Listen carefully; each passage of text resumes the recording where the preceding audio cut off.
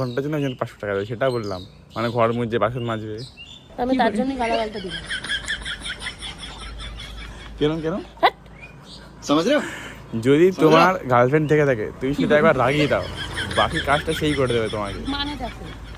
মানে হচ্ছে আমার তো গার্লফ্রেন্ড নেই, আমার কাছে মানে খুব কাছে, মানে হচ্ছে গার্লফ্রেন্ডে ছাপতে যা বলে, আমি বলি কাছের মানুষ, ভালোবাসার মানুষ, সেটা হচ্ছে আমি নিজে।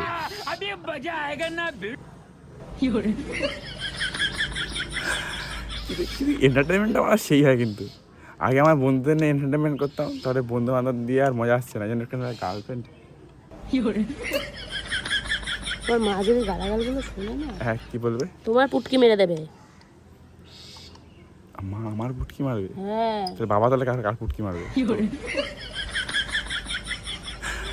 গান মেরেছে। একদম বাজে কথা বলবে না,